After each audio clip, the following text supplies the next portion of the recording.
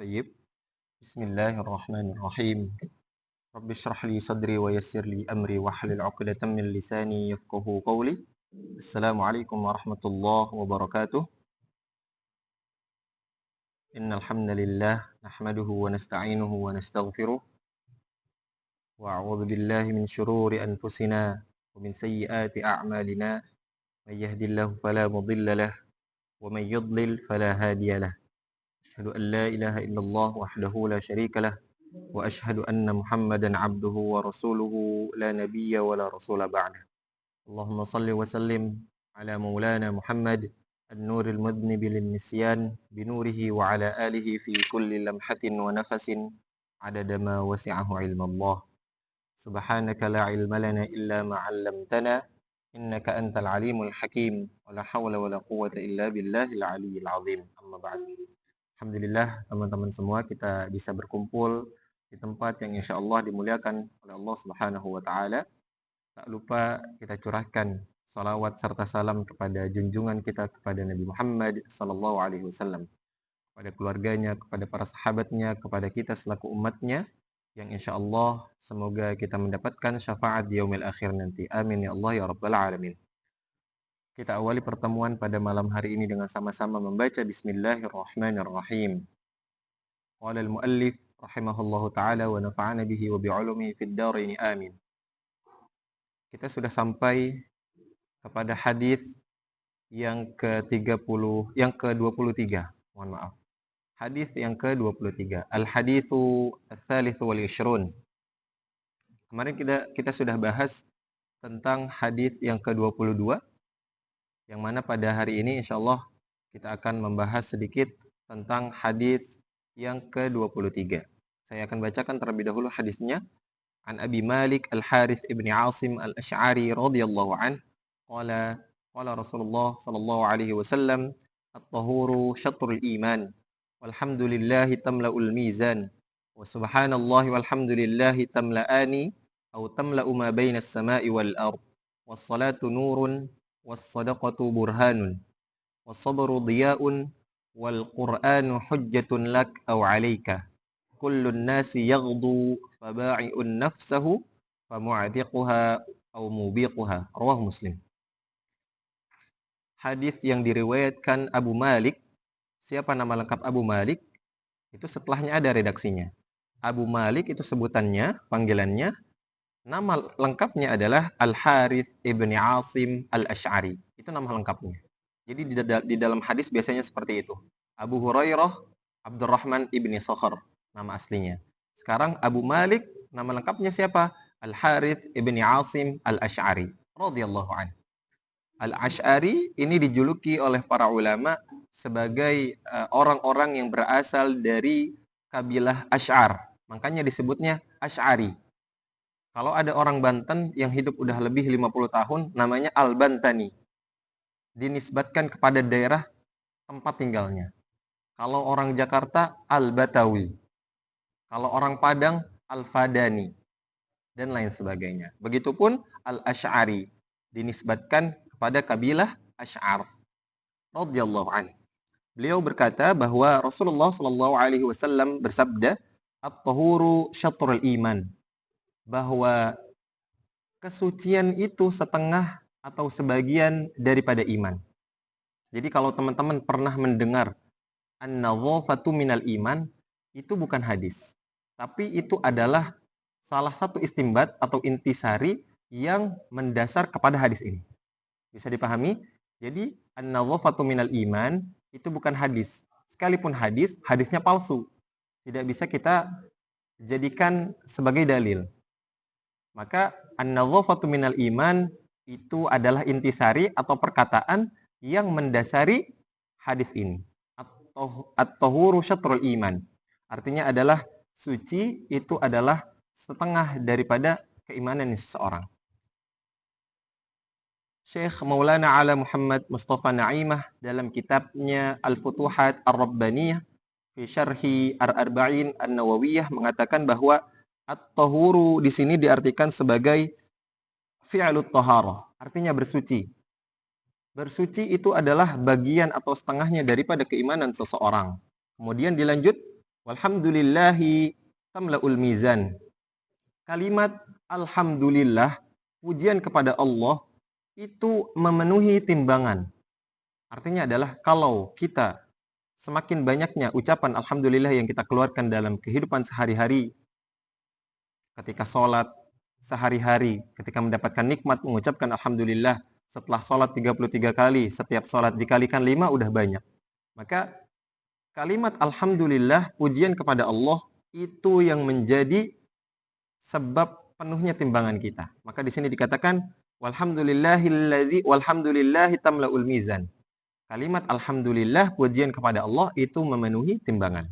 Wa subhanallahi walhamdulillahi tamla'ani atau tamla'u ma bainas sama'i wal ard. Dan kalimat subhanallah walhamdulillah, dua kalimat itu dikatakan oleh periwayat hadis bahwa tamla'ani atau tamla'u ma bainas sama'i wal ard, itu memenuhi apa yang ada di antara langit dan bumi. Subhanallah. Maka kalau teman-teman hafal hadisnya, kalimatani khafifatani 'alal lisan, takilatani fil mizan, habibatani ilar rahman. Itu hadis yang lain.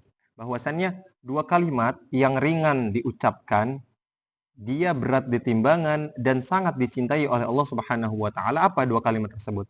Subhanallah bihamdihi, subhanallahil azim. Itu sangat berat di timbangan.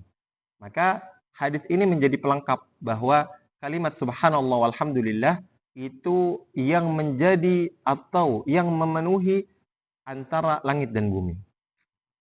Wassalatu nurun. Salat itu cahaya. Salat itu petunjuk.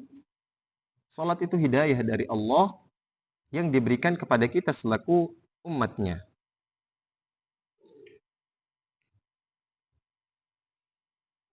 Bahwa kenapa dikatakan salat itu cahaya?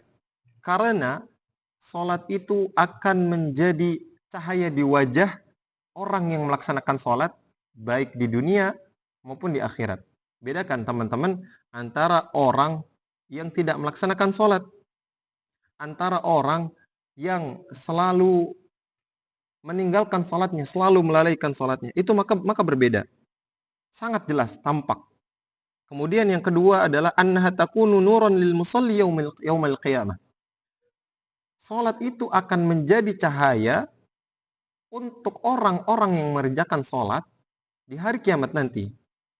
Kemudian yang ketiga disyarahi oleh Maulana Syekh Ala, annaha tamna'u minal ma'asi wa tahdi ila shawab. Bahwasannya salat itu mencegah manusia atau mencegah orang-orang yang melaksanakan salat tersebut dari perbuatan maksiat dan akan membawanya kepada petunjuk yang benar yang diridhai oleh Allah Subhanahu wa taala. Artinya semakin kita memperbaiki salat kita, hidup kita akan semakin baik. Karena apa? Karena kita mendapatkan petunjuk dan hidayah dari Allah Subhanahu wa taala. Was-shadaqatu burhanun. Dan sedekah itu adalah senjata. Senjata bagi kaum mukmin atau dalilun ala imani fa'iliha wa huwal mutasaddiq. Artinya adalah orang yang bersedekah itu menunjukkan bahwa imannya seseorang itu sudah kamil, sudah lengkap. Dengan apa? Dengan melakukan sedekah. Was-sabru diya'un wal Qur'anu hujjatun lak. Was-sabru diya'un. Bedakan nanti. Was-sabru diya'un. Dan kesabaran itu diya. Apa diya? Diya itu adalah lebih terang daripada cahaya. Cahaya dalam bahasa Arabnya adalah nur. Betul? Nur. Nah, diya ini yang lebih bersinar lagi, yang lebih terang lagi daripada nur. Jadi di atasnya nur masih ada diya namanya. Maka di sini Allah Subhanahu wa taala berfirman, "Huwallazi ja'ala asy-syamsa diya'a wal qamara nura." Dan Allah lah yang menjadikan matahari itu diya, artinya apa? Lebih terang. Lebih terang. Wal qamara nura, dan bulan itu nur. Maka cahaya bulan itu lebih lebih redup dibandingkan cahaya matahari. Cahaya matahari itu lebih terang daripada cahaya bulan. Makanya matahari ini disebut dhiya. Qamar atau bulan itu disebutnya adalah nur. Seperti itu perbedaan antara dhiya dan nur. Wal Qur'anu hujjatun lak aw 'alaik. Dan Quran itu sebagai hujjah. Apa namanya hujjah? Alasan. Hujjatun lak aw 'alaika. Bisa diartikan sebagai Al-Quran itu bisa menjadi sebab kamu dimasukkan ke dalam surga dan bisa menjadi sebab juga kamu dimasukkan ke dalam neraka. Hati-hati. Al-Quran itu bisa menjadi sebab masuknya kita ke dalam surga dan masuknya kita ke dalam neraka. Contoh, selama kita di dunia ini, kita tidak mentadabburi Al-Quran, tidak membaca Al-Quran, maka nanti di yaumil qiyamah, Al-Quran akan menjadi sebab masuknya kita ke dalam neraka. Na'udzubillah. Tapi sebaliknya, ketika kita membaca Al-Quran, ketika mentadabburi ayat-ayat Al-Quran selama di dunia ini, maka Al-Quran akan menjadi hujjah, akan menjadi sebab masuknya kita ke dalam surga. Jadi hati-hati. Apalagi orang yang hafiz Al-Quran, orang yang hafal 30 juz, orang yang hafal 20 juz, itu lebih sulit lagi. Kalau tadi kita hanya diwajibkan untuk membaca dan mentadabburi. Kalau orang yang hafiz Al-Quran, hafal Al-Quran, dia harus menjaganya juga, menjaga hafalannya. Menjaga hafalan, membacanya juga, dan mentadabburi. Triple. Kalau tadi kita yang bukan hafiz, membaca dan mentadabburi. Maka ketika seorang hafiz, ini dia tidak mengamalkan, tidak membaca, atau bahkan dia tidak mengulang-ulangnya, maka itu menjadi sebab yang betul-betul menjadi sebab masuknya seseorang itu ke dalam neraka. Na'udzubillahi min dzalik. Jadi hati-hati teman-teman.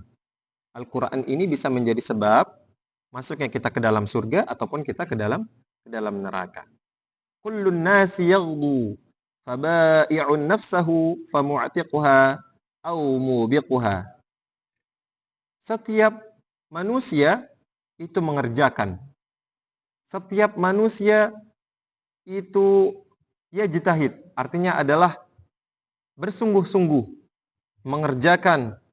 Kemudian kita belajar, kita bersungguh-sungguh, kita mengamalkan. Kemudian faba'i'un nafsahu famu'tiquha aw mubiquha.